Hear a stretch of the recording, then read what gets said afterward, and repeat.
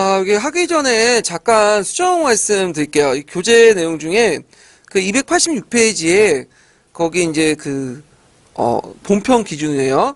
286페이지에 그 2번, 넘버니 2번의 설명 중에 거기 근기남이는 원래 소동 계열이다 이렇게 돼 있는데 소북으로 곤치세요. 소북. 그리고 뒤에 넘어가서 제가 이제 또 잘못 설명한 부분도 있고 하니까 몇 페이지 보시냐면 301페이지에 보면 거기에 이제 그 4번 관련된 설명 중에 그 시내박해 관련된 부분 있죠. 그래서 제가 뒷부분은 정조 때 얘기했는데 거기 영조라고 적어놨어요. 제가 정조라고 적어주세요. 정조 수정해 주시고 제가 설명할 때도 그 영조라고 얘기한 것 같아요. 예, 그래서 정조라고 좀 수정해서 들어주시고요.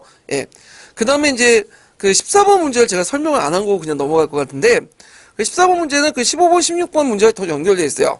그건 이제 그 내용을 좀 보면요. 그 101페이지 14번 문제 보면 그 이제 그 사료 내용의 한문 해석 부분 뒤에 부분에 있으니까 보시고 요 사료는 홍대영의 의산문답과 관련된 내용이야. 그래서 의산문답 아까 얘기한 것처럼 북경 여행을 배경으로 의무조선에 숨어 살았던 신혼가 조선 학자 사이에 이제 허자간에 대화체로 해가지고 나는 그것을 적어놓은 건데 그래서 거기에 이제 보면 이제 시동이 이제 여러 가지 얘기를 해주죠. 그 지전설도 얘기해주고 우주무한론, 인간 중심의 어떤 사고와 하이간 이런 비판들을 이제 주죠. 그래도 이제 요때 파격적인 우주관과 자연관을 이제 제시해서 그 당시 이걸 바탕으로 양방 중심의 어떤 사회적 비판, 그다음 중국 중심의 세계관 그리고 이런 것들을 이제 얘기를 하고 있어요. 그래서 여기 내용은 이제 그 줄친 부분이 뭐냐면 저 예전에 기출 나왔던 거 그대로 낸 거예요. 서양에 대해서 중국과 서양에 대해서 경도의 차이가 180도 이른다. 중국의 사람들은 중국의 경계가 정확한 경계를 여기고 서양들은 거꾸로 경계가 되고 하면서 뭐냐면 각자의 입지에 따라서 중심이 될 수 있고 경계가 될 수 있다. 그 내용이잖아요. 그래서 그 뒤에 그 전에 기출문제 내용을 그냥 한문 사료로 이렇게 해갖고 바뀌어서 낸 거야. 그래서 여기가 알 수 있듯이 이제 우리가 그 사료 부분도 좀 눈에 익혀야 할 것은 뭐냐면 자주 나온다는 거야. 맨날 나오는 부분에 나와. 그래갖고 요것도 이제 이 줄친 부분은 아까 얘기한 것처럼 무슨 세계관의 비판이죠? 중국 중심의 세계관 탈피. 이렇게 답을 구성하시면 되겠죠. 자, 그래서 이제 이렇게 해서 한번 풀어봤고 그 다음에 뒤에 넘어가서 이제 그 과학기술과 관련된 내용을 볼게요. 자, 조선시대 과학기술은 대개 이제 어디에 집중되면 그 조선 초기 때 15세기 때 집중해 나오죠. 왜냐면 조선 초기 때 이제 원나라의 영향을 받아가지고 그 당시 이제 그 조선의 과학기술 이런 것들이 발달이 됐어요. 자, 그러면 이제 1번 문제를 볼게요. 한글 창제와 관련된 부분인데요. 그 한글 창제 동기의 학문적 배경을, 그러니까 정치 배경을 서술해보고 조선 전기까지 한글 활동 범위를 500자 이내에서 설명하시오. 이렇게 했는데, 일단 이제 그 한글 창제의 학문적 배경은 뭐 때문이냐? 일단 이제 그 여러 가지 이유가 있지만, 그 이두나 구견이라는 게 있었어요, 예전에. 그래서 이런 것들은 이제 우리나라의 조사나 그 의나 뭐 이런 조사도 있죠? 어미 같은 걸 포용할 때 했는데, 이것이 이제 그 지배층과 피지배층의 어떤 문자로서 기능을 담당하지 못했거든요. 그래갖고 이제 그 정치적 배경으로서 백성들 직접 지배하고 교화할 필요성을 느끼기 위해서는 뭔가 문자가 필요하다. 소통의 도구가 필요하다. 그래서 이제 문자를 만들었고, 그 다음 학문적인 어떤 배경에서는 이제 그 당시 그 중국에서 문자학이나 의문록이 발달됐어요. 특히 이제 세종대왕 같은 경우에는 그 의문학의 천재였거든요. 이 사람이 좀 유명한 그 왕이지만 또 학자기도 해. 그래서 자기가 직접 그걸 연구를 해가지고, 학문적 연구해가지고, 그 당시 이제 그 왕자들과 공주들의 도움을 받아갖고 만든 것이 뭐냐면 훈민정음이죠. 예, 한글이죠. 그래서 이제 이 한글은 예전에 지편전학자들이 주도해서 만들었다. 이렇게 잠원 알려져 있는데, 실제로는 세종대왕이 친히 만든 거야. 조선왕조실록에도 그게 나와 있어요. 그래서 그 조선왕조실록 보면, 세종이 시켜서 만든 거는, 세종대왕이 뭘 시켜가지고 누구한테 시켜서 만들었게 했다. 이렇게 분명히 나오는데, 요거는 훈민정음은 자신이 친히 만들었다. 이렇게 돼 있어요. 예, 그래갖고, 다만 지편전학자들은 이제 그 과정에서 약간의 도움을 준 거지, 나중에. 심지어 그 사유에 보면 이제 지편정학자 중에 좀 노장층도 있죠? 채말리 그런 사람들은 반대했어, 오히려. 왜? 이런 것들 만들면 중국의 신기를 건들 수 있다. 이렇게 해서 이제 반대를 했는데, 자, 하여튼, 창제 이후에 이게 상당히 이제 다목적으로 쓰였는데, 그래서 요빙의 어천가나 원인청상지곡, 석보상절, 금강건 언해, 농사직서 같이 그 유교서적이나 불서들을 한글로 번역했어요. 처음에는 이제 불서들을 주로 번역하다가, 나중에 16세기 들어가면 그 유교 경전 같은 것들 언해했죠. 예. 그래서 이걸 했고, 그 다음에 이제 간단한 하급 관리 시험 때 홍민정을 받고, 그 다음에 일반 백성들의 국가 시책을 알릴 때 이제 또 사용됐고요. 그 다음에 거기 이제 16세기 때는 사대부들이 시조나 가사에서도 한글로 창시했고, 그 다음에 이제 또 하나가 병서 있죠, 병서. 이 병설도 그 병서나 무기제조법 이런 것들도 한글로 만들었어요. 왜냐하면 한자로 쓰이면 유출이 되잖아요. 그래서 이런 것들을 해갖고 여러 가지 목적으로 했다. 연산군 때는 또 한번 또 한글 탄압 받았죠. 예. 그래서 그 막 벽부에다 한글 써가지고 막 연산군 비판하니까 한글 금지령을 내리는 정도 이렇게 했는데, 그리고 그 당시에는 또 여기 안 나와있지만 한글을 보면 그 양반 사대부 자제들도 한글 꼭 외워야 된다, 배웠다는 거죠. 왜 배웠냐면 한문을 공부하는데 되게 도움이 돼요. 왜 한문 도움이 되냐? 처음에 한글을 이제 한문을 배울 때 우리가 이제 음을 읽잖아. 그 음을 읽을 때 이게 중국 음을 따라서 읽는 건데 우리식으로 읽는 거 아니에요? 그래서 대자는 중국어 따이라고 하죠. 따이. 소자는 샤오라고 하죠. 근데 이제 듣는 사람이 있잖아요. 이걸 대자를 대라고 옮겨 적은 사람도 있고, 그 다음에 뭐예요? 그걸 크다라고 적은 사람도 있죠. 뭐 이상하면 다라고 적은 사람도 있고, 그렇게 음은 포기가 통일되지 않으면 되게 불편할 거 아니야. 그리고 두 번째로 애들이 읽을 때 스승이 얘기한 걸 한 번에 딱 기억할 수 있어요? 없죠. 적어야 될 거 아니야. 그럼 적을 때 처음에 한문을 모르니까 뭘 적는 거야? 한글을 적고 한글에 따라서 그 음을 읽으면 편하잖아요. 지금도 그렇죠? 훈민정음 옆에 뭐가 있어요? 음이 있잖아요. 그래서 이걸 읽고 독학 가능하잖아. 그래서 한자를 배울 때는 필수적으로 뭘 알아야 된다? 한글 알아야 돼. 우리나라 말을 알고 뭐냐면 한자 알아야지만 한글을 알고 한자를 알아야지만 뭐냐면 쉽게 이해할 수 있죠. 예. 그래서 이제 그 양반 사대부들이 한자를 가르칠 때도 한글을 먼저 배우고 나서 한자를 가르치는 그런 형태가 됐다. 그래서 있고, 그 다음에 2번을 볼게요.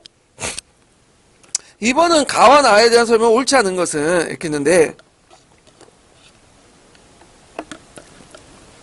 자, 이건 세종시대 때 이제 과학기술과 관련된 내용이에요. 자, 세종 때에는 중국과 아라비아 제작된 역북서를 바탕으로 그 유명한 뭘 만들었죠? 칠정산을 만들었죠? 예, 칠정산. 자, 그 정확한 시계를 알려주기 위해서 솥 모양의 그 솥인데, 솥이라고 적혀있네? 얘가 어디 갔나? 솥. 솥이죠, 솥. 뒤집어졌으니까 솥이겠죠? 솥. 예. 소 모양의 뭐냐면, 뭐를 제작했죠? 앙부일구를 제작했다. 네, 앙부일구. 자, 그러면 이제 이걸 바탕으로 해갖고 이제 보면, 가해 청산열차 분야지도 제작에 토대를 마련했다. 이건 틀렸죠? 청산열차 분야지도는 언제 만들어졌어요? 세종시대 때 만들어진 게 아니라, 요거는 이제 그 전에, 그 당시 이제 언제야? 태조 때 만들어졌던 거죠. 태조 때. 그래서 이제 그 천상, 우주를 12개 분야로 나눠가지고 천문도를 만든 거야. 천문도를. 일종의. 그래서 그 건국직후인 태조 때, 그 다음에 평양성에서 고구려 천문도가 발견됐어요. 그래서 그 고구려 천문도를 바탕으로 만든 것이 청상 열차 분야 지도인데, 이 청상 분야 열차 지도를 이제 그 암석에 그 바위돌에 새겼죠. 그 후에도 여러 번 만들어졌어. 예. 그래서 이제 태조 때 만들어졌다는 걸 좀 기억을 해주시면 되고, 이 청상 열차 분야 지도는 그 당시 조선 건국의 정당성을 알려주는 거죠. 그래서 조선의 건국이 하늘로부터 위임받아서 결국 하늘이 천문도를 내려가지고 했다. 그래서 조선 건국의 어떤 정당성을 인정해주는 그런 역할을 했다는 걸 좀 기억을 해주시면 되고요. 그래서 이제 사실적인 측면이 틀리고, 가는 조선의 독자적인 간직한 천문자료를 쓰겠죠. 맞죠? 그래서 이제 일식이나 월식 같은 걸 예측할 때 우리나라는 북경보다 15분 늦어요. 예. 그래갖고 항상 15분 늦게 예측한단 말이야. 그러니까 그 당시 일식과 월식은 단순히 자연현상이 아니죠. 그걸 이제 뭐냐면 하늘의 징조를 해석하기 때문에 항상 일식과 월식이 있을 때 뭐예요? 그 뭐냐면 왕이 와서 뭐냐면 하늘에 이제 건곤한 자세로 의식을 치르는데 그 시기가 안 맞는 거야. 그래갖고 이제 그 시기가 안 맞는 것은 그 역법이 누구 중심이기 때문에 중국 중심, 북경시를 중심으로 했기 때문이죠. 이걸 이제 한양을 기준으로 해갖고 잡았다. 그래서 독자적인 역법인 칠정사 만들었다. 이렇게 좀 기억을 해두시면 되고요. 그래서 이제 있고 나는 앙불구인데 이 앙불구는 이제 세종 때 장영시나 이천, 김조 등에 의해서 만든 해시계죠. 그래서 이제 가마솥 같이 이제 오목하게 만드는 건데 거기에 시간도 할 수 있지만 또 시각선과 계절선도 있어요. 그래갖고 그 안에 이제 계절의 어떤 절기 이런 것들도 이제 알 수 있다. 그래서 이제 요런 것들 좀 기억을 해두시면 되고요. 그 다음에 이것이 이제 그 하나만 만든 게 아니라 국가에서 하나 만든 게 여러 이제 응용돼 있죠. 그래서 이제 그 앙부일구를 통해서 이제 그걸 이제 국가에서 만든 것도 있지만 개인이 만들고 있어요. 청동에도 만든 것도 있고 도자기에도 만든 것도 있고 심지어는 그 개인용 뭐냐면 부채도 요 끝에 후대용으로 만든 것도 있죠. 앙부일구가. 그래서 여러 가지 모양으로 만들었다. 자, 이런 것도 좀 기억을 해주시면 되고요.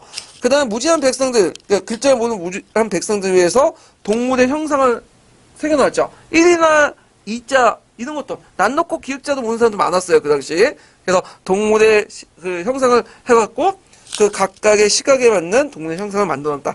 지금 만들었으면 오히려 이게 더 불편할 것 같아.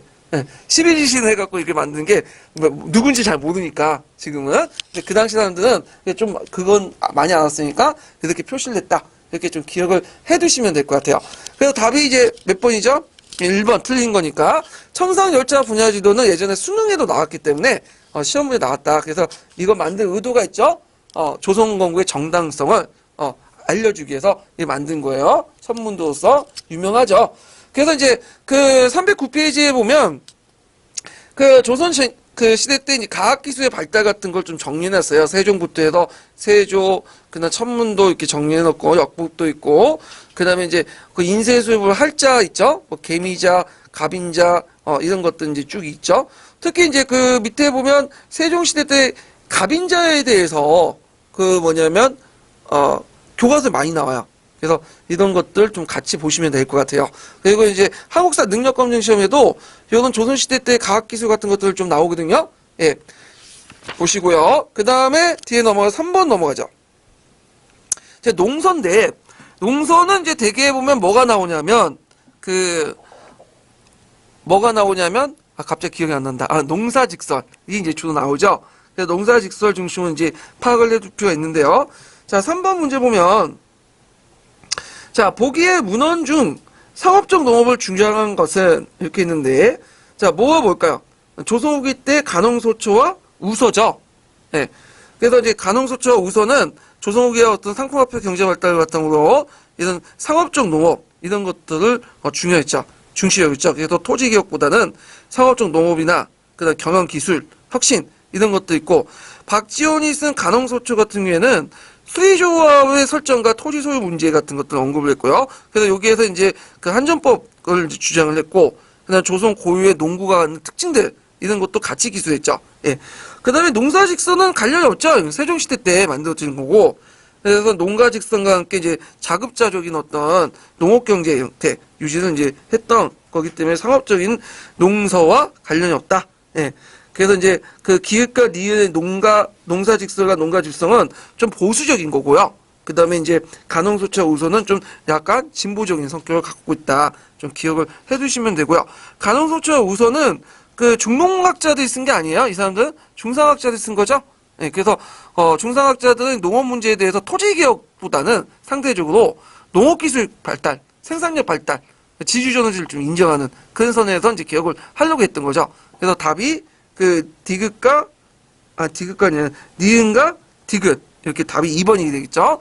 자, 그 다음 4번 문제 볼게요. 4번까지 5번은 뭐와 관련된 부분이냐면 그 세종시대 농사직설이에요. 그래서 그 앞부분은 4번 문제를 좀 보면요. 자, 여기에 보면 다음글의 기역의 책 이름을 쓰고, 그리고 니은의 삽정법의 구체적인 내용을 십자 이내로 쓰고, 이 농법이 필요하도록 한 이유를 20자 이내에 쓰시오. 그래서 조선시대 들어서 중국의 농설 창고에서 우리나라 농업기술 체계화 농설을 만들려고 움직이는데, 이런 독자적인 체계적 농설 추진이 된 이 책은 15세기 때 국왕의 명, 세종의 명을 따라서 간찬된 거다. 이거 뭐겠어요, 이건? 농사직설이에요. 그래서 농사직설에 보면, 뭐, 한점농법과 수점농법도 같이 써놨고요. 그 다음에 여러 가지 농법 기술도 알려줬어요. 그래서 그 중에 이제 대표적인 게 뭐냐, 수경법이 있고, 수경법은 아시죠? 물을 가다 놓고 농사를 짓는 법이 있죠. 그러니까 아마 이건 수경직파와 관련된 거예요. 그래서 경공법은 뭐와 관련된 거죠? 경경직파. 그러니까 그 한전직파죠? 예, 그와 관련된 거고, 삽종법. 삽종법이라는 것은 우리가 이제 흔히 알고 있는 이양법이죠. 이양법의 다른 말이야. 예. 그래서 이제 모내기법이라고 하는데, 자, 이 모내기법, 이양법은 중국에서 처음 만들어졌죠. 언제 만들어졌지, 이거? 당나 중기 때 만들어져갖고, 그 다음에 송나 때 일반화됐던 거죠. 우리나라는 고려 후기 때 성리학 도입과 함께 같이 했는데, 아까 말한 것처럼, 이게 좀 좋긴 좋은데, 문제점이 뭐야? 이 수리시설이 부족해.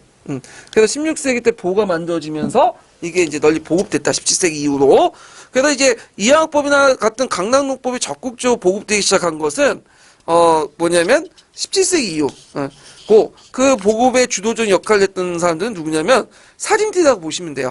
그래서 이걸 통해서 뭔가 자기의 영향력을 행사하려고 했기 때문이고, 참고로 수차도 일종의 강낭농법이죠. 용골차. 근데 우리나라에는 수차는 많이 사용하지 않았어요. 왜냐면 지대가 높았기 때문에 수차가 잘 안 돼. 뭐 일본이나 중국처럼. 그래서 예전에 세종시대 때 수차를 개발해가지고 한번 널리 보급하려고 했거든요. 예. 근데 안 됐어. 그래서 왜 안 됐냐면 막 이게 그 세종이 신하들을 좀 갈궜죠. 예. 그러니까 이제 한번 시험을 해보자 해가지고 그 경복궁인가 그 앞마당에 한번 수차를 만들어갖고 해봤는데 안 되는 거야. 그래서 세종도 포기했어. 그래서 높은 물을 끌어들여갖고 이제 임의적으로 돌려가지고 하는 것보다는 저수준을 만들어갖고 위에서 아래로 이렇게 흘러내고 하는 저수준을 만드는 방식으로 이제 뭐냐면 수리 시설이 개발되기 시작했다. 이렇게 좀 보시면 되겠죠. 그래서 아래 물을 위로 끌어들이는 것보다는 위에 있는 물을 아래로 흐르는 방식으로 이렇게 했고, 자, 그 다음에 그러면 아까 이제 삭종법이 왜 널리 일반화되지 못했죠? 정부가 심지어는 금지령까지 내렸거든요. 그건 수리시설이 아직 일반화되지 못했기 때문에 이렇게 쓰시면 되겠죠.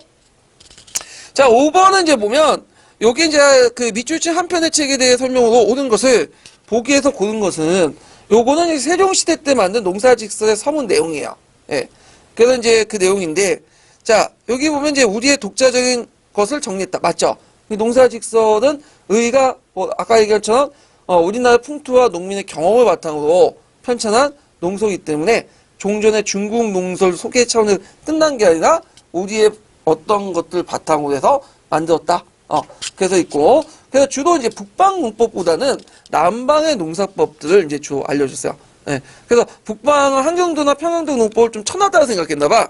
그래서 그 당시 이제 남방 농법. 근데 남방 농법의 특징은 뭐예요? 조방적인 것보다는 집약적인 성격이 있죠. 왜냐면 인구는 많은데 토지는 적잖아. 근데 상대적으로 이제 북방농법의 특징이 뭐예요?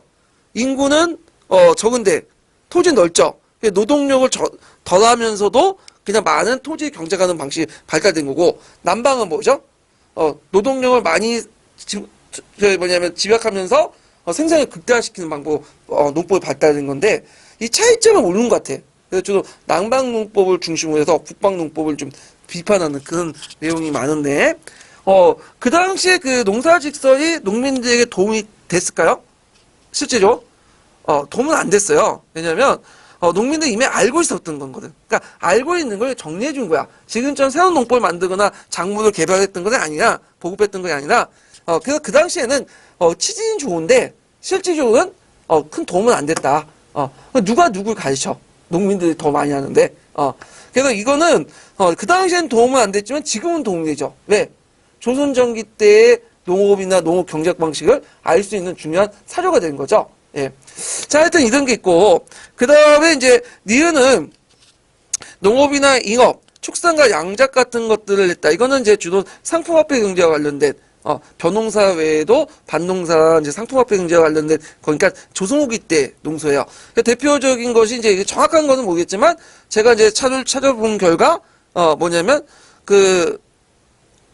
서유교의 임원경제지, 그런 내용들이 있어요. 그래서 서유교 임원경제를 보면, 거기에 이제 농촌의 의료 및 문화생활 향상 같은 개혁안도 있고, 하에 가시 같은 것도 있고, 뽕나무 재배도 있고, 옷감의 직조, 이런 피복 내용도 있고요. 심지어는 이제 농촌 생활에 필요한 의료 기술, 의료나 의료 상식 같은 내용도 있어요. 왜냐면 그날 병원이 없으니까 응급처치할 수 있는 그런 내용도 있고, 그래서 일종의 백과사전일 수도 있고, 그리고 또 다른 책에는 또 홍만서의 상인경제일 수도 있어요. 근데 확실한 거는 농사직수는 아니야.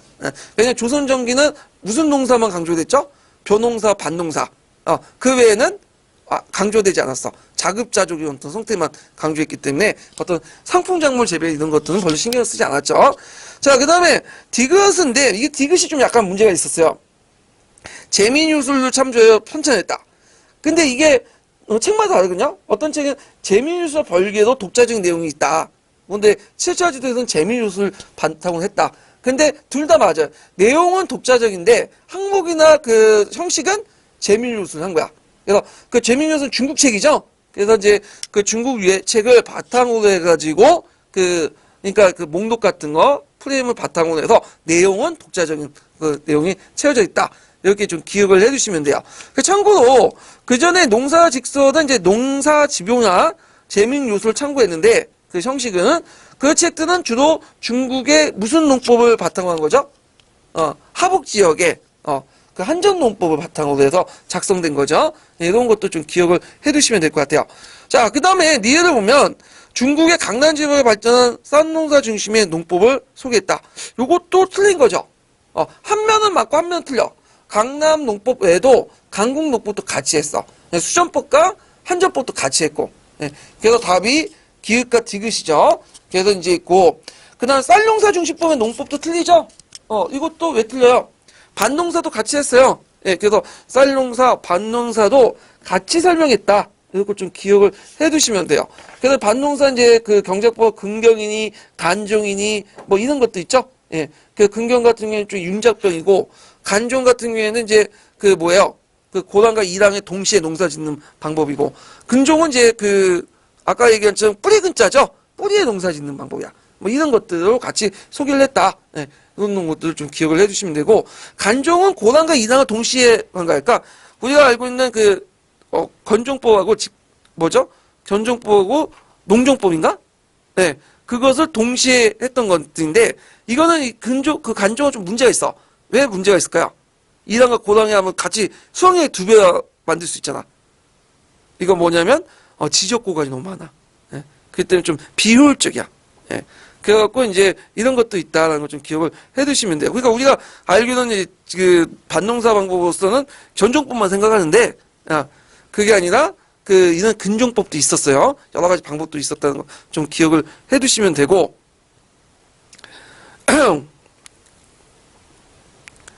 자, 그 다음에 이제 볼 게 뭐냐면, 여기 이제 312페이지에 보면 거기 조선시대 농설 정리해놨거든요. 한번 참조해 주시고요. 자, 조선시대 역사서를 이제 넘어가자. 역사서.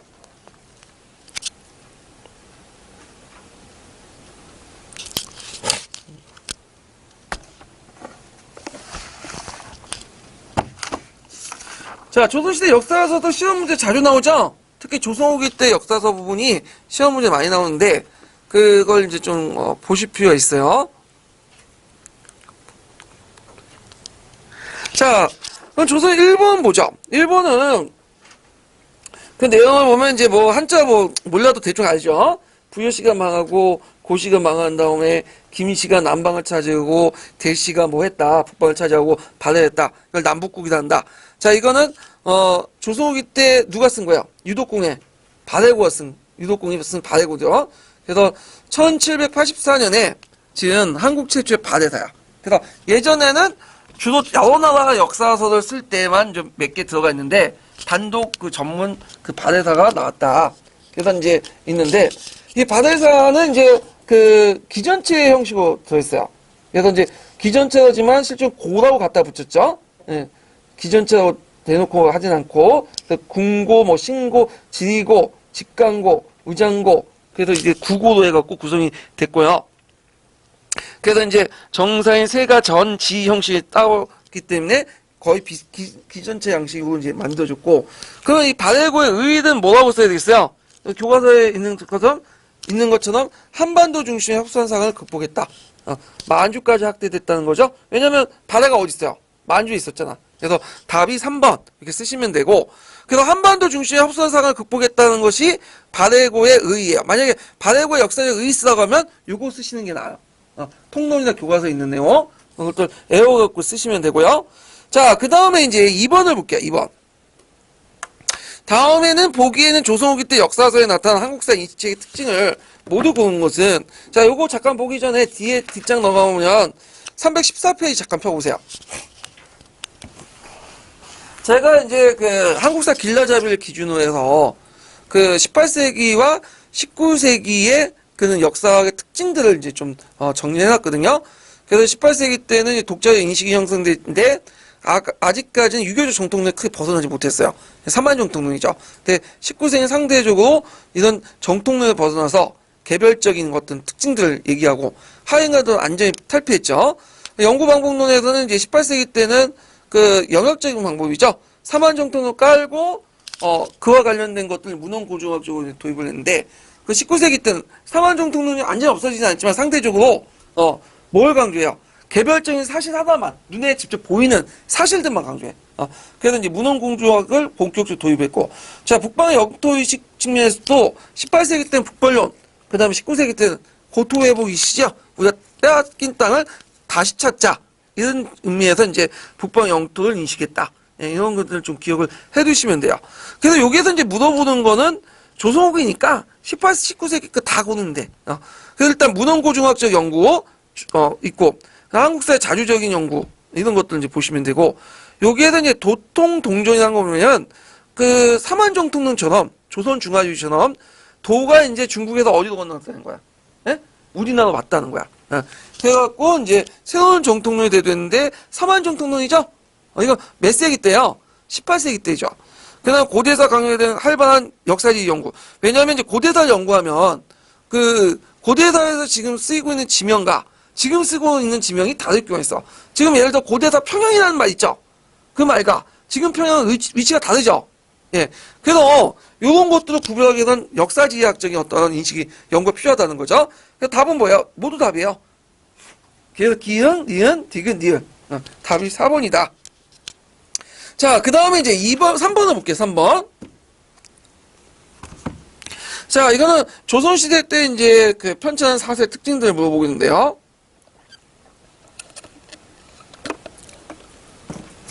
자, 동국통감이 있는데, 동국통감은 성종 때 편찬은 편년체 양식이야. 그래서 단군조선부터 고려말까지 우리나라의 어떤 역사서를 정리한 건데, 앞에 있는 삼국사 저조나, 그 다음에 고려사 저조를 바탕으로 해서 자주적 인식을 중심으로 해갖고 입장에서 고대사를 새롭게 정리한 건데, 거기에는 외기, 삼국기, 신라기, 고려기, 사론 이렇게 구성이 됐어요. 동국통감 같은 경우에는 여러분들 알다시피 훈구파하고 살인파가 공동으로 전수됐죠. 그래서 서거정, 노사시 같은 훈구파 대신들이 골고루 세우고, 채보 같은 사람이 사론을 이제 저수를 했어요. 그래서 이제 사론 내용은 좀 사대적인 성격이 있어요. 부국강병이나 뭐 영토확장 정책에 대해서 비판하고 있고, 상강오주는 좀 강조하고 등등등 있는데, 자, 그래서 이제 이런 것들이 이제 그 있는데, 한번 보면, 자, 동국통감은 훈구파 관료의 역사인식을 바탕으로 해서 단군조선과, 곤치세요. 이거 오타네. 네. 단군조선과 고려의 건국을 중시하고 있다. 요게 틀린 내용이 뭘까, 일단. 훈구파 관료들의 역사인식이 아니죠. 여기에서 역사인식을 담당하는 부분은 사원이죠. 사원은 누가 썼다고 했어요? 살인파였던 채보가 썼죠. 네. 그래서 요거는, 틀렸다. 살인파들의 어떤 역사인식이 담고 있다는 거. 그 다음에 이제, 여기에서는 정통론은, 본격적으로 도입되지 않지만, 계승적인 측면에서, 문화 계승적인 측면에서, 그 당시 기자조선, 만, 신라로 이어지는 문화적 흐름을 더 중요시한 거야. 그러니까, 단군조선은, 중요시 썼지만, 단군조선보다는 상대적으로 그 체보가 강조 썼기 때문에 기자조선적 의미가 있다. 그러니까 15세기라 해서 다 단군조선 강조하는 건 아니에요. 예. 그래서 우리가 보통 이제 교과서는 동국통감을 자주적인 측면만 강조하는데, 동국통감 자주적인 측면과 사대적 측면이 같이 있어요. 그리고 그 당시에는 자주와 사대가 반대말이 아니야. 사대할 수 있으면서 또 뭐죠? 자주적인 것이 가능해요. 예. 그래서 이런 것도 좀 기억을 해두시면 되고요. 자, 그 다음에 이제 포죄음주 동국사약이에요. 이 포죄음주 동국사약은 유의정이라는 사람이 16세기 때 만든 사서인데, 이 사서는 16세기 때 보통 사서의 특징은 뭐예요? 살인파들이 주도했고, 그 다음에 또 뭐냐, 자주적이고, 사대적이고, 이런 것도 있죠. 근데 이 사서는 특징이 뭐냐면, 15세기 사서보다도 더 자주적이에요. 상당히 독립적이고, 그래서, 여기 보는 16세기 사서는 중국의 사대적 성격이 강한데, 이 책은 드물게 자주적 입장이었어요. 그래갖고, 사대보다는 외교 항쟁, 유교의 성세보다는 민족적 성세, 이런 것도 있고, 그 다음에 단군조선과 기자조선 내용을 보강을 했고, 16세기 때 저지와 대의를 강조하는 그 당시 이제 박상의 동국사를 상당히 비판하는, 내용도 있다. 이런 것도 좀 기억을 해두시면 되고요. 그래서 이제 박상의 동국사를 비판적으로 계승을 해서 편찬한 역사서가 뭐냐면 포죄음주 동국사약이다. 그래서 이때 포죄음주라는 것은 포죄는 본문의 그 기사 내용을 요약해서 제목을 다는 거고, 음주라는 것은 국명, 인명들, 고유 명사들과 음의 줄을 다는다는 뜻이거든요.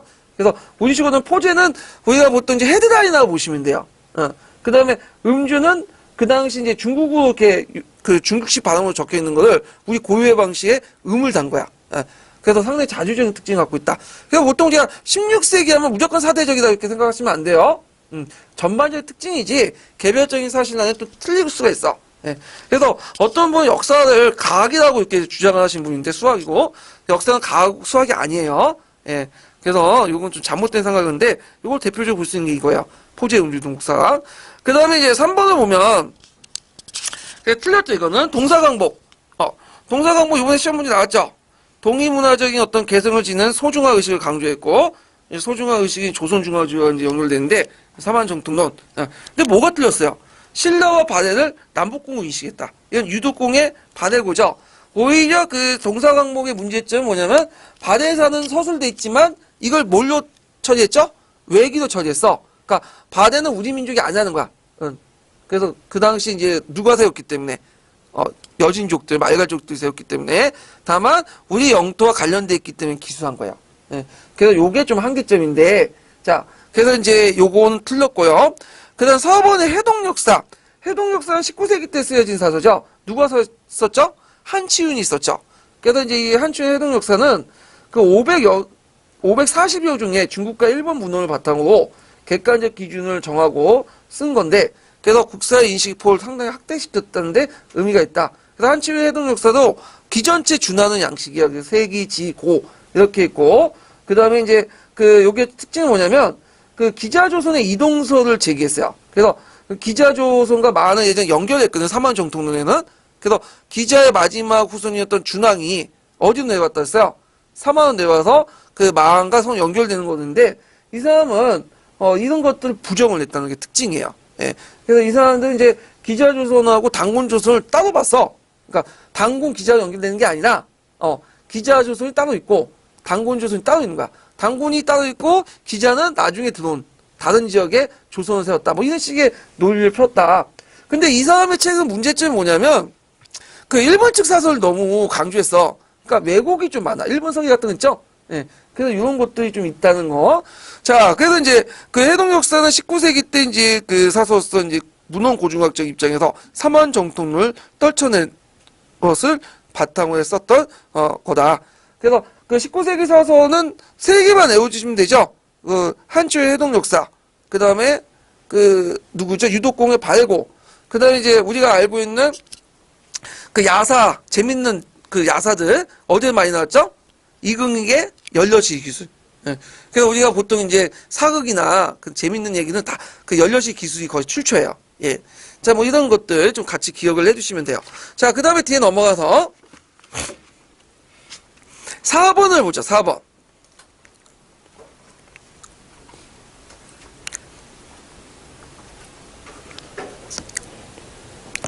자, 다음은 사만의 위치에 관한 조선후기 어느 학자가 쓴 글이다. 자, 가에 들어갈 공통은 한의 명칭을 쓰고, 그리고 이 글의 필자 사만관 요약을 한 줄에 쓰고, 이러한 인식이 처음 등장한 저서 이름을 쓰시오. 이렇게 했는데, 자, 요거 내용을 보면 이제 뭐가 되어 있냐면, 최치원이 이제 사만관이 나오죠. 그래서 최치원은 마한 고구려를, 마한을 고구려, 가를 뭐라고 해서, 여기 들어가는, 그 가는 그 변환이죠. 변환을 백제로 불렀어요. 그 다음에 이제, 이건 오류이다. 건근이 마한이 백제로 말고 고군이 변환이면 아님을 몰랐던 것은 아니다. 쭉 있는데 이런 것들 쭉 해서 오류를 적어놨는데 이때 사만이는 지금 우리가 사만하면 뭐야 마한, 지한, 진한, 변환이라고 생각하죠. 그래서 이 마한은 백제 연결되고 진한은 신라 연결되고 변환은 가야 연결되잖아요. 근데 이때 사람들은 그렇게 생각 안 했나 봐. 고구려, 백제, 신라 서로 연결시켰어요. 그래갖고 이제 그 밑에 317페이지 보면 정근대 시대 때 사만 위치 비정 정리를 쭉 했거든요. 그래갖고 이제 최치원이 마한을 고구려 받고, 변환은 백제 받고, 그 다음에 진한은 신라 받죠. 건근은 동국사작에서 이제 마한은 백제, 변환은 고구려, 진한은 신라 받어. 근데 좀 지금과 유사한 양식을 보이는 게 뭐냐면 그 인식을 보는 게 동국지이죠. 한백권에 동국지를 보면 마한은 백제, 저 전라도와 이제 충청도 일대, 그 다음에 받고, 그 다음 변화는 오늘날 경상도 일대가 받죠. 진안하고 같이. 그래서 비슷한 그 인식을 보이고 있어요. 예. 그러면 이런 인식인데 이렇게 보이는데 이 책 내용은 그 예전에 제가 한백견의 그 뭐냐면 한백견의 동국지지인지 알았는데 그게 아니에요. 이 책 예문은 그 동국지지 예문이 아니라 그 1606년에 그 조선 중기의 학자가 썼던 오온의 동사 참여라는 책이에요. 그게 이제 나온 내용이야. 17세기 초반에 썼던. 근데 이제 원래 동사 참여를 이제 나오고 나서 후에 이제 한백견 사만서를 주장했죠. 그래서 이제 한백견 사만서를 이 책에다 씻어놓은 거예요. 예. 그러니까 이제 여기에도 뭐 이러한 인식이 처음 등장한 저서가 뭐죠? 그 예문은 오온의 동사 참여지만 실제 이 인식이 나온 것은 동국지지다. 그래서 오온이 나중에 책을 한 번 더 개정할 때 요 인식을 집어넣은 거야. 동국지 누구야? 그 한백견의 어떤 그 견해를 받아들인 거죠. 그래서 이제 요거는 한백견의 동국지지 이렇게 쓰시면 돼요. 그래서 이 동국지지는 어떤 이제 그 역사를 나눌 때 뭘로 나눴다? 지리학적 인식을 바탕으로 한강을 기준으로 하고 나눴다는 게 특징이죠. 그래서 한강을 경계는 남쪽과 북쪽 이온화시켜가지고 우리나라 고대사들 체계화시켰다. 그래갖고 이제 북부 지역은 고조선, 한사군, 부족국가, 고구려 받고요. 남부 지역 같은 경우에 진군, 진국, 사만, 상국 이렇게 연결시켰죠. 예. 그래서 이제 이런 한강을 기준으로 지리학적 인식을 가지고 역사학을 나눴던 것이 저형의 또 아방강도 있죠. 이것도 이제 비슷한 성격이에요. 자, 그래서 이제 한백견의 그 내용들을 파악을 해두시고요. 자, 그 다음에 그 5번 문제 보죠. 5번 문제는 요번에 시험 문제 나왔던 뭐와 관련된 거예요? 안정복 동사강목인데 그 문제 되게 힘들어. 이게 힘든 게 아니라 문제가 되게 어려워요. 그래서 요것도 통론이나 이런 데 찾으면 없어. 없고 어디에 찾았냐면 그 역사가와 역사인식이라는 책이 있거든요. 그 전문 서적에서 찾았어요, 제가. 그 근거를. 그러니까 10년도 문제는 몇 번 맞으면 진짜 어려운 문제도 되게 많아요. 자, 그럼 문제를 보면요.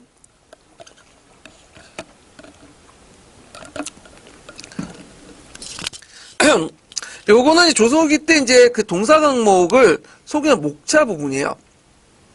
동사 강목은 여러분들 알다시피, 동사 강목 알다시피, 조선후기 때 그 동국 통강가, 조선전기 때 동국 통가 쌍벽을 잇는 역사책인데, 이 안정복이라는 사람은 잠깐 소개하면, 이 사람 출신은 어떤 사람이죠? 남인 출신이야. 몰락한 남인 출신인데, 일찍이 이제 과거 시험 포기하고, 학문에 열중하다가, 그 당시 이제 뭐냐면, 누구 밑에 들어갔죠? 그 당시, 갑자기 생각 누구지? 이익 밑에 들어가서, 이제, 그 밑에 들어갔죠? 그래갖고, 이익의 사만정통론을 계승을 했어. 그래서 이제, 이 사람은 또 이제, 정양훈과 달리 좀 다른 게 뭐냐면, 이익 같은 경우에는 서학에 대해서 상당히 뭐냐면, 호의적 받았죠. 서학은 거부했고, 자기 스승과 함께 천주교도 싫어했어. 예. 자, 하여튼, 사만정통론에 입각해서 정통주의 역사책이었던 동사강목을 썼고요. 동사강목은 무슨 체 양식이죠? 강목체죠. 그래서 대명무나 이런 것들 정통을 강조해서 강목책을 썼다. 그래서 이제 그 강목책 양식인데 기본적으로 강목책이지만 약간 뭐가 플러스 됐냐면 기전체 양식이 좀 플러스 됐어요. 네. 그래서 왜냐면 강목책을 크게 봐서는 편년체의 변형이에요. 편년체 쭉 쓰다가 뭐냐면 좀 중요한 사건은 크게 쓰고 그 다음에 작은 사건은 작게 쓰는 거야. 그러다 보니까 한 분야의 전문적인 부분은 못 다루잖아요. 그래가지고 거기 이제 표에 보면 그 본문은 그 뭐야 기본적으로 강목책이지만 편년체 역시 강목책이지만 거기 부록이나 수건 부분 있죠. 뒤에 앞부분과 그 뒷부분 에필로그와 프로로그 부분은 다 뭘로 기전체야. 뭐고 이런 식으로 붙여가지고 그래서 이제 이렇게 했다. 이렇게 이제 보시면 되고요. 자, 그러면 문제를 풀어볼게요. 문제는 자, 거기 1번 당군 기자만의 정통이 없는 시대로 간주하는 것은 부당한 걸 봤다. 뭐 금방 쉽게 나왔죠. 이거는 네. 당군 기자만이 정통이 없는 게 아니라 정통이 있죠. 네. 그래서 이걸 무슨 정통론이라고요? 사만 정통론을 하죠. 당군이 있고 그 다음에 기자가 있고 그 다음에 여기 중간에 뭐가 빠졌죠? 이게 위만이 없죠. 근데 위만은 뺐어. 왜? 이 사람 정통이 없죠. 위만의 역사 사실 인정하지만 이 사람 정통이 없죠. 왜 정통이 없어요? 찬탈했잖아. 그리고 기자의 후손했던 중이 어디도 도망갔죠? 마을 도망갔죠? 그래서 사만 정통론이 되는 거죠. 네. 그리고 상국은 무통을 처리했죠. 왜 무통을 처리했어요? 네. 서로 비등하기 때문에 정통을 논할 수 없다 해서 무통을 처리하고 그 다음에 누가 있죠? 통일신라, 고조 이렇게 이제 이어지죠. 요번에 시험 문제 나오는 게 그거죠. 사만정통의 고대사 역사인식을 써라. 이 사람의 역사인식을 요거 쓰면 되잖아. 예. 자, 그 다음에 두 번째 보면 고조사를 저본호하여 재구성하고 강목법과 정통론에 의해서 서술됐다. 뒷부분은 맞는데 앞부분이 좀 약간 틀렸다고 해서 이제 답을 이렇게 달았거든요. 그러니까 이 책은 고조사뿐만 아니라 삼국사기나 삼국유사를 또 참조하고 여러 책을 참조했어요. 네. 그래서 이게 맞는 내용인데 왜 틀렸는지 모르겠는데 왜 그러냐면 이게 그 고조사를 저본호하여 재구성하는데 이게 요쪽에 의도하는 거는 고조사만 저본호하여 재구성했다는 게 원래 오답을 했는데 잘못 쓴 거야 이거. 고조사 저본을 했어. 그렇지만 고조사 외에도 삼국사기, 삼국유사 같은 여러 책들을 저본을 한 거야. 1차 사조들. 예. 그래서 요거는 좀 약간 문제를 미스했다. 이건 좀 약간 그래서 정확하게 내면 어떻게 해요? 이게 오답을 만들려면 고조사만 저본을 했다. 이렇게 하지만 이게 된 거죠. 예. 그래서 요거는 좀 그렇고. 자, 왜냐면 또 고조사만 저본한 게 좀 문제가 있죠. 예. 왜냐면 이건 통사니까 예. 고조 외에도 여러 역사가 있으니까. 자, 하여튼 이거 있고 이 3번은 자료 체계적으로 제시한 사건의 경과 인과관계적 이해를 하도록 요건 확실히 틀리죠? 이거는 왜 했어요? 인과관계 강조하려는 것은 어떤 거죠? 요거는 갑자기 생각난다. 기사본말체. 사건의 어떤 인과관계. 그래서 사건의 인과관계를 이제 강조하는 것은 기사본말체인데 이것은 이제 그 19세기 때 만들어졌던 누구야? 이응희의 연료수의 기술이죠? 네, 이런 것도 좀 기억을 해두시고. 그래서 동사강목은 강목체로 서술되지만 강목체 넓게 보면 어디에 속한다고 했어요? 편년체에 속하죠? 그래서 시간의 어떤 연대별로 이렇게 정리했고 약간 거기에다 앞에서 언급한 수건이나 부록 부분에 전문적인 역사서식으로 고라는 형식으로 해갖고 기전체 양식을 일부 뗀 거야. 예. 그래서 기전체에 보면 이제 뭐가 있어요? 전문적인 역사 부분에 지나 서 이런 부분이 있죠? 이런 것들을 이제 떼가지고 이제 갖다 붙였다. 이 특징을 보시면 되고요. 그 다음에 4번을 보면 자, 이건 무통하고 관련됐는데 삼국 중에 어느 한 나라를 정통으로 삼기 어렵다는 견해를 비판하고 신라를 정통으로 내세웠다. 이거 맞긴 맞는데 왜 틀렸죠? 이렇게 무통을 했다고 신라를 정통으로 세웠다. 이거 말이 안 되는 거죠. 예. 요거는 통일 신라를 정통으로 삼았다 이렇게 써야죠. 예. 그래서 고구려 백제 신라는 비슷비슷해가지고 안 되고 그래서 이건 주제의 역사 원칙을 따랐어요. 주제가 보면 하늘에 태양이 둘이 없죠. 그러니까 만약에 둘이 있으면 이건 뭐냐면 무통을 처리했거든요. 그 양식에 따라서 고구려 백제 신라는 서로 비등하기 때문에 무통을 처리하고 다만 이제 나중에 통일신라가 통일했잖아. 그 통일신라만 정통을 본 거야. 통일자가 빠진 거죠. 자, 그 다음에 5번을 보면 그 한강을 중심으로 북의 3조선, 남의 삼한을 독자적 역사를 전개했다는 남북의 이혼적인 국사 체계를 세웠다. 요거는 두 개도 이제 해석할 수 있는데, 하나는 아방강역고라고 해석할 수 있고, 한백견에 동국지지라는 견해도 있어요. 예, 비슷비슷하니까. 그래서 이제 한용우 씨가 이제 다차사에서 어떻게 했냐면, 한강을 경계로 해서 조선과 삼한이 북과 남을 동시에 병립하고 있었다는 이른바 북자북 남자남의 새로운 이론을 주장했는데, 이는 그 고조선이 망한 다음 삼한이 비로소 나라를 세웠다고 하는 통솔을 뒤집고 한강 이남의 삼한사에도 고조선과 병행했다. 그래서 나름대로 했다는 것을 이제 동국주의의 의미로 이렇게 두고 있거든요. 그래서 아방강역과 동국주의 중에 하나인 것 같은데, 근데 결론은 이건 아니죠. 일단 예. 그래서 5번도 오답이다. 그래서 답이 이제 1번이 되겠죠. 자, 그 다음에 이제 그 올해 문제 나왔던 걸 보죠. 올해 이제 문제 나오기 전에 이제 이게 동사강목과 관련된 내용인데, 요거 관련돼 갖고 이제 예전부터 나온다고 그런 소문이 있었어. 예. 그 사학사 관련된 부분이. 그래갖고 이제 그 사학사 관련된 부분이 나온다 해서 제가 작년에 모의고사 때 그 부분을 많이 냈거든요. 우연찮게 동사 강목이 걸려서 나왔어요. 그래갖고 근데 올해도 제 생각에는 사학사 부분이 하나 나올 것 같아. 만약에 작년에 들어왔던 교수님이 또 내면 자기 전공 부분을 내기 때문에. 자, 이거는 이제 제가 이제 기출문제 분석반에는 이제 실어놨는데 여기는 없을 거야. 아마 기출 3편에는 뭐 없어서 풀 수 있죠. 요거는 어느 책의 서문 내용이죠? 동사 강목의 서문 내용이죠. 그래서 가에 들어갈 용어를 쓰고 밑줄진 기역의 이름을 쓰시오. 이거 니은에 따른 역사서술체를 쓰고 밑줄진 디귿에 따라 저자는 고대의 정토를 어떻게 체계했는지 서술해 보시오. 이렇게 있는데, 자, 동방의 역사도 갖추어져 있다. 기전체는 삼국사기와 고조사가 있고 동국통감이 있는데, 동국통감은 조선전기 때 사서죠. 무슨 거죠? 편년체. 네. 그래서 동국통감도 한번 나올 수 있을 것 같아요. 그게 나왔으니까. 자, 그 다음에 이제 여사제강은 고조사와 관련된 내용이죠. 동사해강 같은 책이 있도다. 그래서 삼국사기는 소박하고 사실에 어긋나고, 고조사는 번잡하고 요점이 적고, 동국통감은 의리에 어긋남이 많고 등등등등 하면서 이 책을 만들었다. 이때 이 책은 동사 강목이죠. 자, 그 다음에 이제 여기에서 주자법을 따졌다. 주자법은 무슨 체예요? 역사서술체죠. 강목책과 관련된 거. 강목책. 예. 그 다음에 체계화 시켰는데 여기 보면 계통을 밝히고 사만정통론인데 자기 스승의 의견을 받아들였죠. 그래서 이제 사만정통을 쓸 때 어디에 한정해서 쓰라고 했어요? 다 쓰라는 게 아니라 한국 고대 정통을 체계시켰다.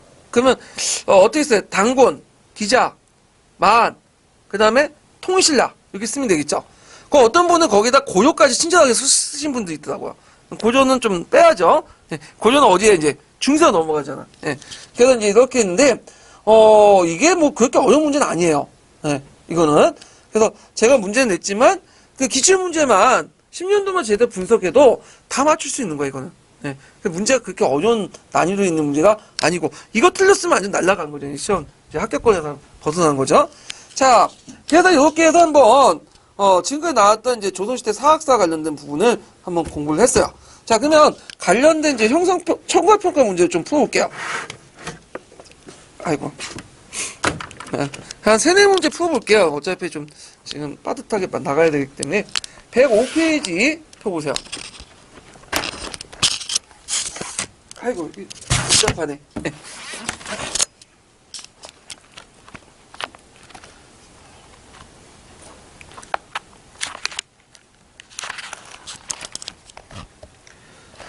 아, 105페이지 거기 보면 이제 그 5번 문제 볼게요. 전반적인 문제예요. 예. 그래서 5번 문제 보면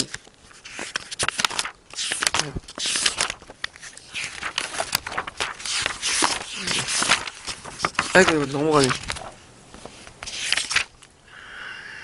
네, 500 문제 보면 거기에 이제 그 조선공국진 총제론이 나와있죠. 그래서 이제 여기에서 지향하는 어떤 정치적 이상, 무슨 정치라고 써야 되겠어요? 왕도 정치 이게 쓰시면 되고, 의사결정 과정은 뭐죠? 의정부 서사제도 이렇게 쓰면 되고, 뭐 재상과 국왕의 역할 각자 쓰면 되죠. 재상은 위로부터 임금을 받들고 그다음 아래로부터 백관을 통과하고, 국왕의 역할은 그냥 훌륭한 재상만 선발하면 되고 정치에 손을 놔 이렇게 이제 얘기한 거고요. 그 다음에 이제 그 밑에 이제 105페이지 7번 문제 볼게요. 제가 이거는 이제 그 당시 그 한국사 능력검증 시험을 따가지고 문제 만드는 건데, 다음은 임진왜란 때 이순신 장군의 하작상에 나타난 역사지도다. 자, 다해전에 사용한 전술의 명칭을 쓰고, 그 다음에 가해전의 승리의 의의를 써라. 그리고 그 나해전에 일어난 배경을 각각 쓰시오 이렇게 했는데, 자, 일단 다해전은 어디예요? 한산도 대첩이죠.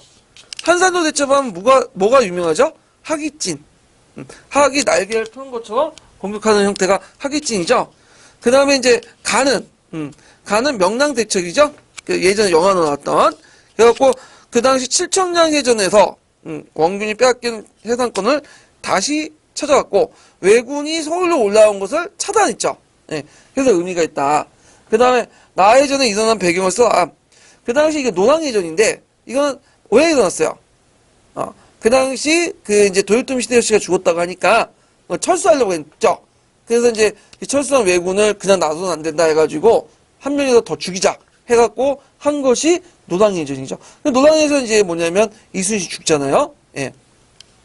자, 뭐 이렇게 있고, 그 다음에 잠깐 또 두 문제 더 풀어볼게요. 자, 107페이지 펴보세요. 107페이지. 11번 문제 볼까요? 11번 문제. 자, 11번 문제는 이제 건국대전, 조선시대 때 법전과 관련된 문제인데, 자, 여기 보면 이제 가만 나는 조선시대에 관련된 법전의 사료이다. 읽고 무음에 답하시오.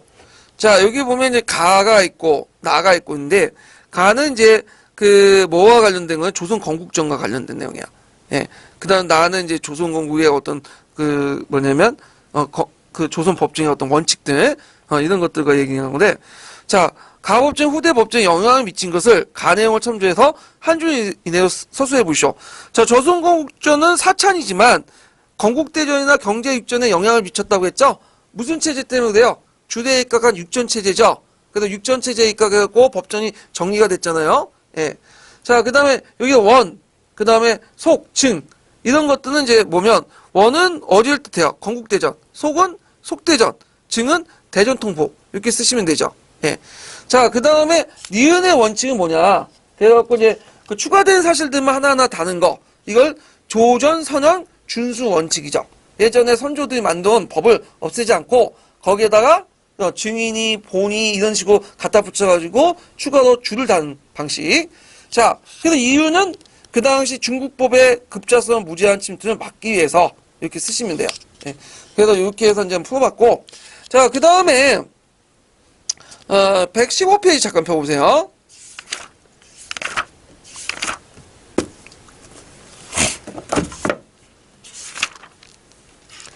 예, 115페이지 거기 이제 23번 문제 볼까요? 23번 문제. 23번 문제 보면, 자, 가에 들어갈 간청의 이름을 쓰고 이 간청에 참여한 당상들 중에 유사단상과 예견단상 있죠. 이 특징을 각각 두 줄 이내에 쓰시오. 자, 가는 이제 뭐와 관련된 거죠? 이거는 들어간 것은 비변사죠. 비변사. 그리고 비변사에서는 이제 그 유사단상과 예견단상을 나눠볼 수 있는데, 유사단상은 그 간직이 이제 뭐냐면 그러니까 이 유사단상 그 능력 때문에 주로 이제 참여한 사람이죠. 실무자들이야. 그래서 비변사의 주요 사항이 국방, 외교, 재정 분야의 인물 착수해서 기무로 이제 문서를 전달하고 비변사 운영을 주도했고, 예견단상은 뭐냐면 이 사람은 이제 실무자가 아니라 이 사람이 특정 간직이 있기 때문에 자연스럽게 자동으로 참여하는 거죠. 그래서 뭐 그 학교에 가보면 뭐 운영위원회나 뭐 하면 항상 교장교 가면 같이 참여하잖아. 이게 예견단상이라고 보시면 돼요. 그리고 거기 이제 각각 부장이나 그 개원들이 참여하는 것은 뭐죠? 요거는 이제 그 유사단상이라고 보시면 되겠죠. 그래서 예견단상은 이제 보면 그 공조를 제한 오조판사, 그 다음에 강화유수 이런 것들이 있다. 근데 이 사람들은 그냥 형식적으로 참여했다 보시면 돼요. 그냥. 자, 그래서 이제 있고, 그 다음에 24번도, 요 당시 이제 유사당상, 예경당상 관련된 것을 이제 좀 한 거고, 그 다음 뒤에 넘어가서,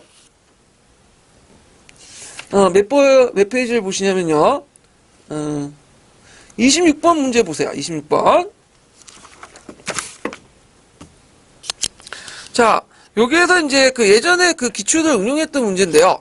자, 다음은 조선후기 때 난전과 관련된 사료이다. 사료에 언급된 대립 유형을 10자 이내에 쓰셔. 요건 그대로 제가 이제 기출문에 예문했던 거를 좀 한문만 약간 번역해가지고 이제 한 거죠. 자, 이건 누구와 누구의 대립이냐면, 그 예전에는 시전상인들 있죠? 아내 대립이죠. 요거는 세 번째 유형인 누구와 누구의 대립이에요. 시전상인과 수공업자의 대립이야. 그 난전의 유형이 세 번째 유형이죠. 요런 것들 이제, 문제 냈고요. 자, 그 다음에 이제 27번은 난전의 의미와 그 다음에 중세 길드 부계제의 어떤 비유해서 쓴 거고, 그래서 뭐 이런 것들 이제 보시면 되는데, 난전의 의미는 그 전환에 등록돼 있지 않은 것을 몰래 팔 때 난전이라고 해요. 그래서 그 난전은 되게 범위가 넓기 때문에 그 안에 시전상인도 있고, 사상도 있고, 그 다음에 일반 그 수공업자도 있다고 했죠. 자, 의의는 이제 예전에 시험 문제 나온 것처럼 난전은 서양의 독점적인 길드 체제를 벗어나서 직인들의 농촌에서 제품을 만들어 길드의 독점체를 타파하는 거. 이런 거와 비슷해서 보시면 되고, 그 다음에 여기에 보면 그 나에서 다까지 확대는 거, 가에서 원래 가는 이제 이연이죠. 이연은 동대문 밖이야. 그러니까 여기는 원래는 한성부에서 가난한 지역이 아니죠. 금단접근 범위가 아니에요. 근데 그 당시 시천상인들이 그 당시 사상들이 너무 많으니까, 그 도성 밖에 사상들이 너무 많으니까 그 한성부의 가난의 그 지역을 사대문에서 밖에서 심리로 더 확장시켰어요. 그러면 이 사람들 여기에선 장사 제대로 못하겠죠. 그러니까 어디나 심리 밖이었던 그 당시 그 양주나 송파 지역으로 확대당한 거야. 그래서 양주나 송파 지역에 있으면서 그 한양을 올라온 물자들 뭐야, 통제하고 거기서 그러니까 독점 판매를 하면서 어떻게죠? 이익을 챙기는 거죠. 그래서 유통질서가 변화됐다고 했죠. 예, 이런 내용들을 좀 기억을 해두시면 될 것 같아요. 자, 그래서 이렇게 이제 한번 몇 개 이제 뭐냐면 풀어봤어요. 이제 시간 관계상 아쉽지만 이게 끝나고 나머지 부분은 여러분들 각자 풀어보시면 될 것 같아요. 예. 자, 그 다음에 이제 다시 그 기출문제 넘어가서 구한말 부분 넘어갈게요. 구한말. 최근에 이제 근현대사 부분이 시험 문제 많이 나오죠? 예. 그래서 제가 볼 땐 구한말 한 문제 나오고, 일제시대에 한 문제 나오고, 현대사는 예전에 나왔다, 안 나왔다 그랬는데, 최근에 거의 대부분 현대사 한 문제 나오더라고요. 그래서 그 한 세 문제 보시면 돼요. 예. 그래서 근현대사 부분은, 뭐 여러 가지 푸셈도 괜찮은데, 푸셈은 문제는 이제 내용이 너무 많아. 그래서 맨날 근현대사만 공부하는 건 아니기 때문에, 뭐라고 할까, 짧은 시간에 많은 걸 얻으려면, 그 푸셈보다는 한국 근현대사 책 있죠? 예전에 7차 지도서. 한국 근현대사 그 7차 지도서 책을 보시는 것도 괜찮을 것 같아요. 그래서, 금성하고 제가 지금 예전에 어디 책이더라? 두산 동아하고, 그 다음에 또 대한교과서인가요? 그 세 개 올려놨는데, 그것도 있고, 이제 뭐가 있냐면 또, 기억이 안 나네. 중앙교과서, 천재교육, 요것도 되게 자세히 돼 있어요. 금성은 이제 많이 알려졌기 때문에 그거고, 오히려 자세한 건 제 생각에 보니까 중앙하고 천재교육, 특히 천재교육 되게 자세히 돼 있어요. 그래서 오히려 요 책을 공부하는 게 더 효율적인 건 한데, 네. 제가 이 파일 다 갖고 있거든요. 지금 3개만 제가 공유하고 있어요. 네. 그래서 천재교육하고 중앙은 제가 좀 가지고 있어. 원하시는 분들은 직관에 오세요. 네, 직관에 오면 드릴게. 네. 그래갖고, 거기는 이제 내년에 공개를 할 테니까, 직강에 꼭 오시고 한 번씩. 예. 자, 그 다음에 이제, 그럼 관련된 문제를 한번 풀어볼게요. 아이고.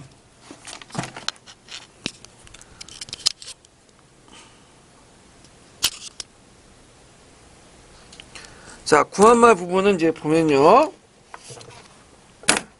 이게 아닌데. 잠깐만요.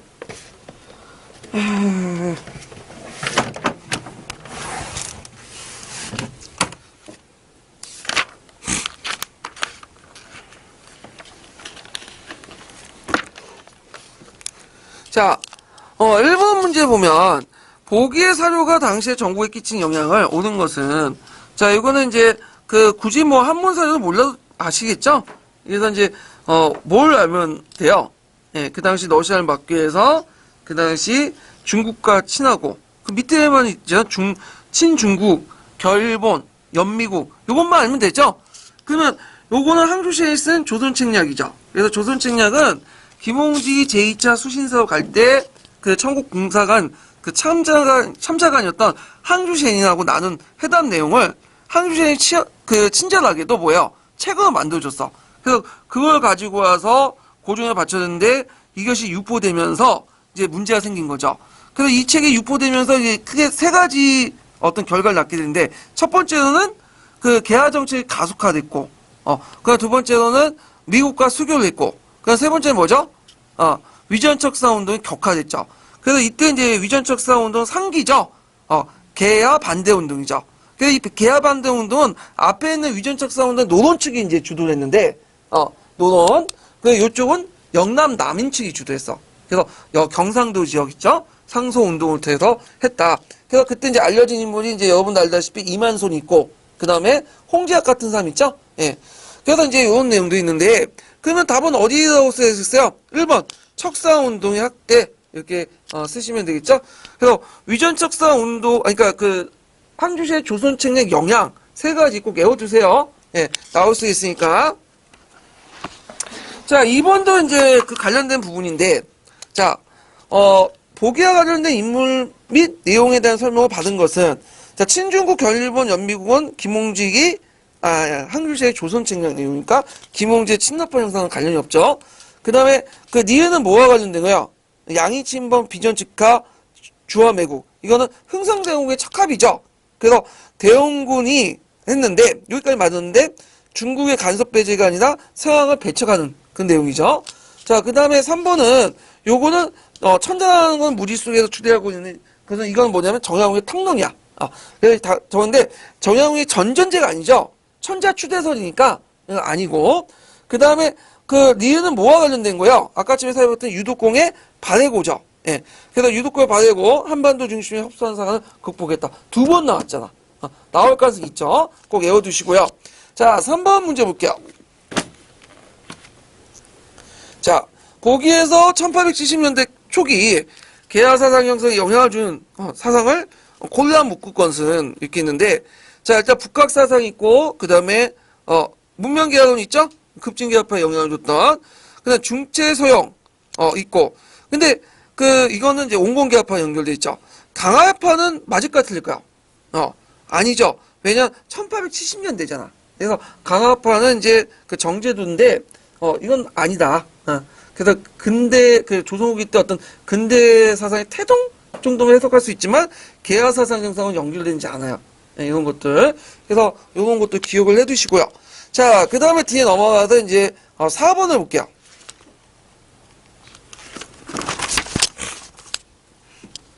자, 4번은 이제 1882년대에 더녹이라는 사람이 올린 상소문인데, 이거를 읽고 당시 개화의 논리를 지칭한 용어와 개화의 목적을 쓰고, 그 다음에 반대한 이유를, 체이켄에 반대한 이유를 쓰시오. 이렇게 있는데, 자, 여기에서 이제 그 천하에 통행하는 만국공법. 만국공법인데 어떤 면 내가 만민공법에 적어놨는데, 만국공법, 만민공법 왜 이게 똑같냐 차이냐 계속 물어보는 분이 있어. 똑같아요. 그 당시 썼던 용어 중에 만국공법도 있고 만민공법도 있는데 똑같은 말이야. 국제법을 번역한 말이야, 그냥. 예. 자, 그래서 만국공법조차도 사학이라고 배척하는 주장이 맹렬히 일어나지만 해국도지, 만국공법의 서책은 전국에 간행하여 퍼뜨리는데 야소고는 뭘 뜻하는 걸까요? 기독교죠. 예. 기독교는 언급해야 됩니다. 그 밖에 기용이나 이점, 은홍의 오모함과 인도의 해롭지 않고 쭉 있는데, 요거는 주요 뭐예요? 기술이나 이런 것들은 받아들이되, 그는 기독교같이 서양의 종교나 이런 것들, 사상은 받아들이지 말자. 자, 이건 무슨 논이에요? 동도서기론이요. 그 당시 용어 쓰면, 동도서기론. 그래서 이제, 일본의 이제 항옥양제나 중국의 중체서처럼 비슷한 용어 있죠? 네, 이렇게 동도 쓰면 되고, 자, 그럼 목적이 뭐예요? 그 당시 이제 서양의 이제 그 19세기 후반에 서양의 무역 침략을 접하면서 그 당시 이제 그 조선을 근대화시키고 그 외척을 배척하기 위한 거죠. 그래서 서양의 과학기술, 의학, 농업, 군사기술을 받아들이고 이런 것들은 자자. 그래서 반대한 이유는 뭘까요, 여기? 이건 최익현인데, 최익현이 이제 반대했던 것은 이제 이 사람이 경제적 측면에서 싸우고 있잖아요.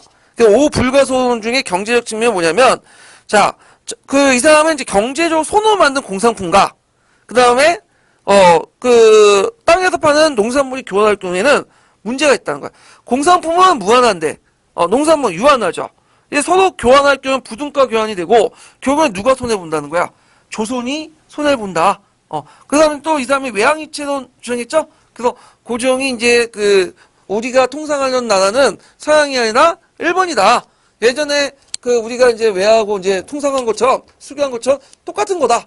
근데 이때 이제 최익현이 지금 외는 예전의 외가 아니라 서양문을 먹은 외다. 그러니까 외와 양이 일치한다. 그래서 외항일체론을 내걸고 이제 반대했던 거잖아요. 자, 뭐 이렇게 좀 기억을 해두시면 될 것 같아요.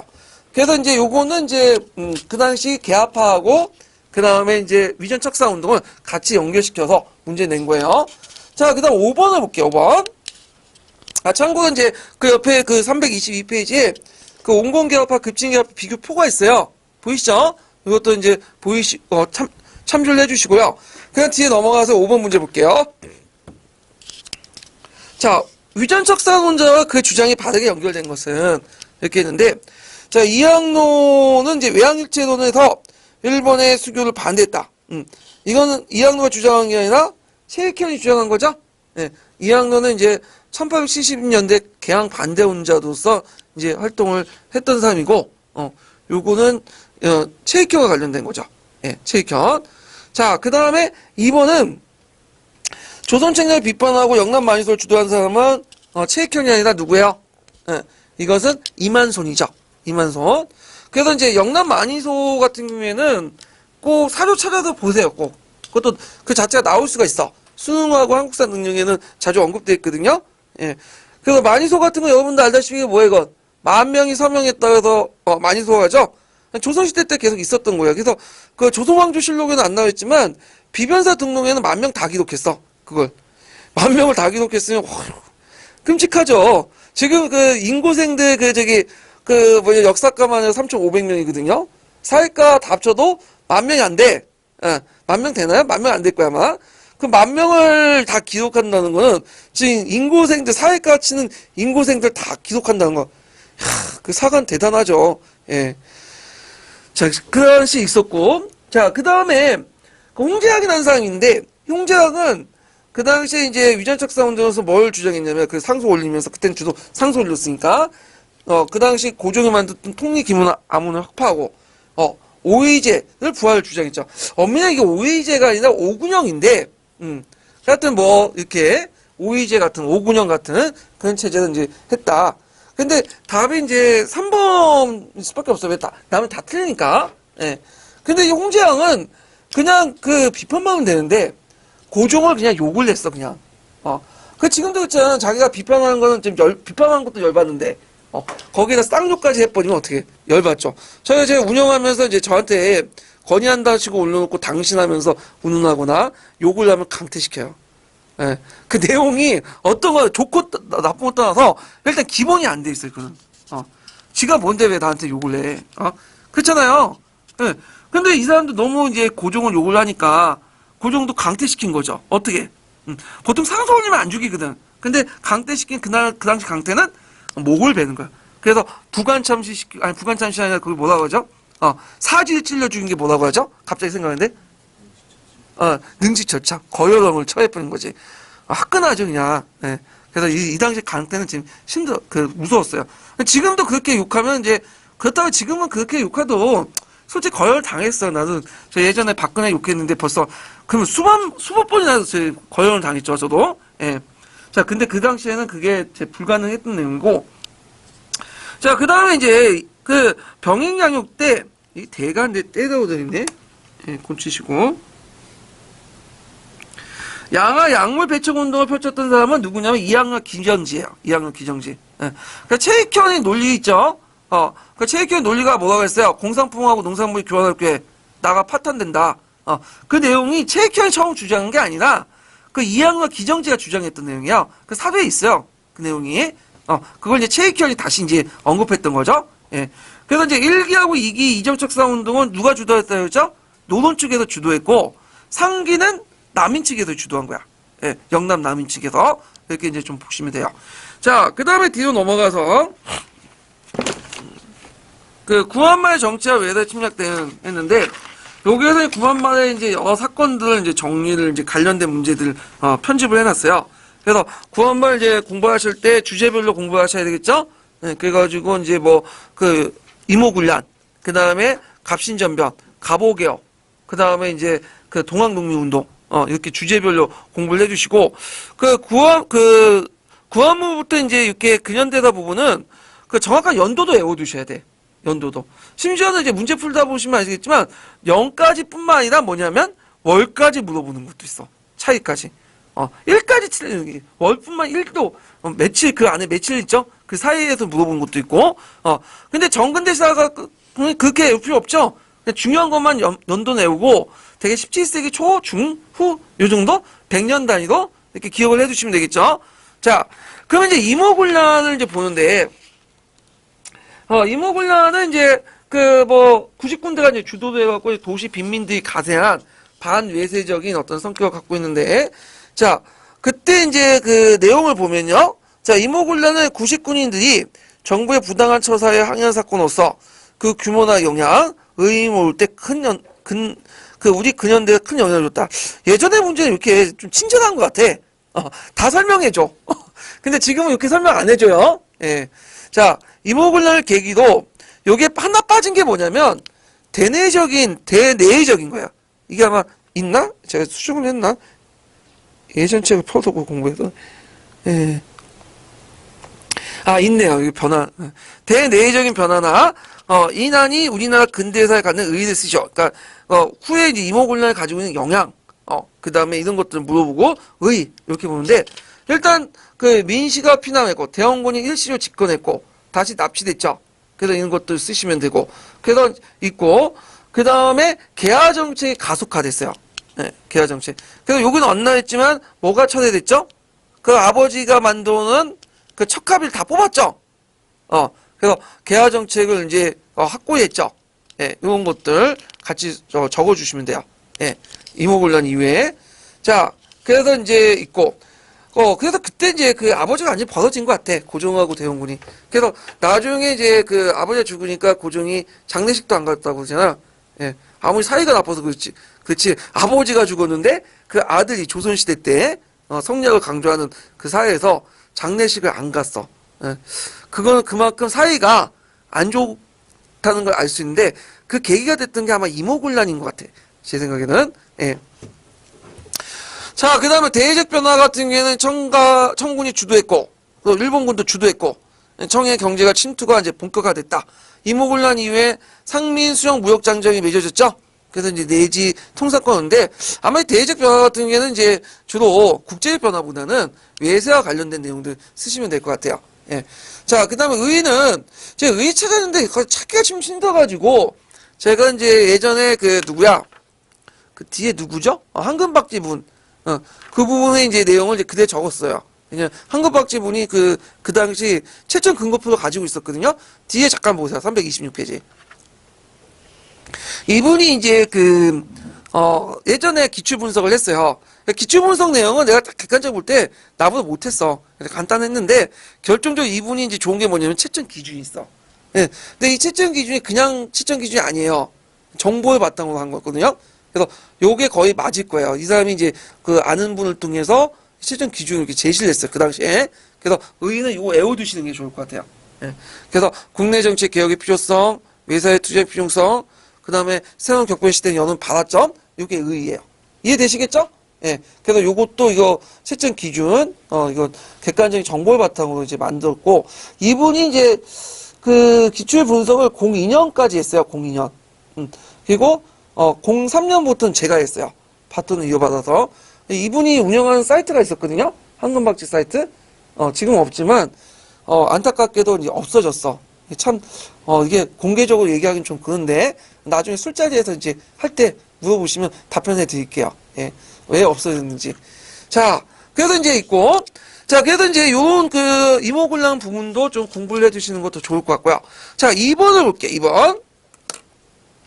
갑신전변의 혁신적인 사건에도 불구하고 실패한 근본적인 이유가 뭐냐.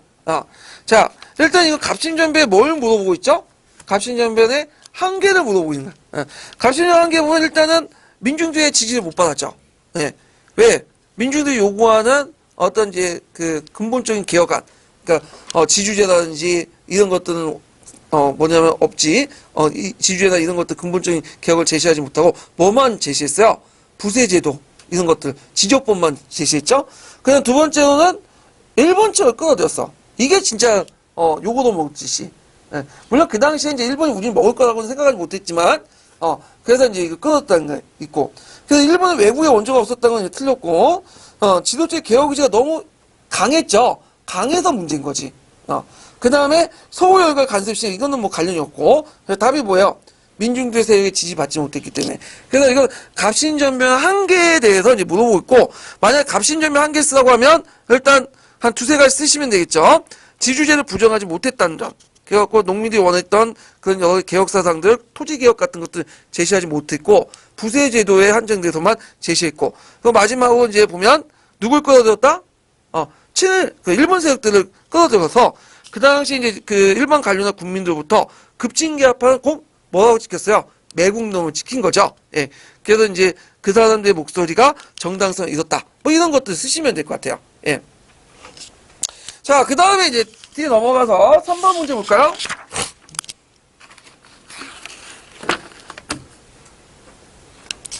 자, 보기에는 갑신전변 때 개혁 요강 중에 일부다.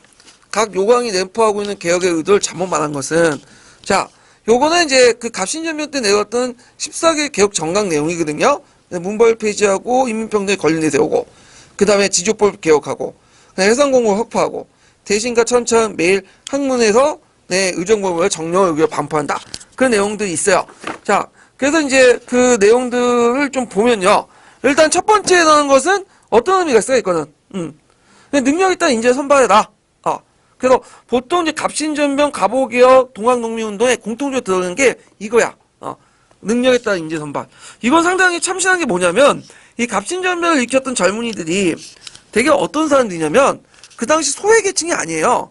노동 명망가 출신이야. 그러니까 이 사람은 가만히 있어도 그냥 출세할 사람들이야.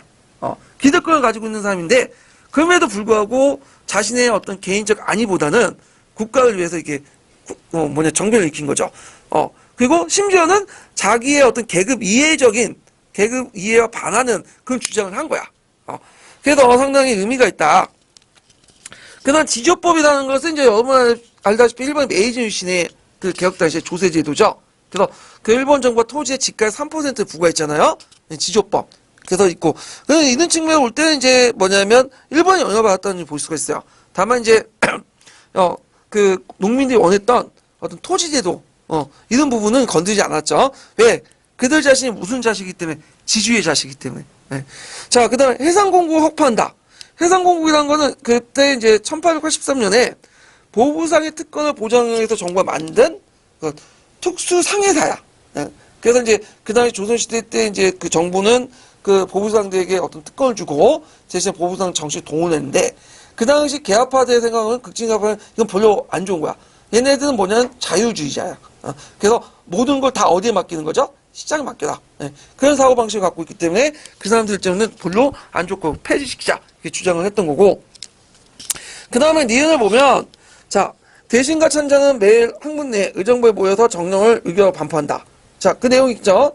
자, 요거는 그 왕이 혼자서 정치하지 마라. 왕이나 민씨 척족들이. 그리고 여러 대신들이 모여서 같이 결정하자. 이거는 종래의 전제군주제나 정제군주제에서 뭘 지향하는 거죠? 입헌군주의 지향. 그렇지만 입헌군주의 실시하면 틀려. 뭐가 없어요? 의회가 없고 법을 통해서 군주의 권한을 명시하거나 제한하는 게 없죠. 이런 것들은 없기 때문에 입헌군주의 실시가 아니라 지향이다. 이렇게 이제 보시면 되겠죠. 자, 그 다음에 이제 보면, 그러면 문제 풀면 봉건적 신부제 타파 맞죠? 그 다음에 2번은 토지대 개혁, 3번은 자유상업 활동 보장. 니은이 틀렸죠? 니을이. 입헌군주제 실시가 아니라 입헌군주제 지향. 이렇게 쓰시면 되겠죠. 지향. 그래서 답이 4번이다. 이렇게 보시면 되고.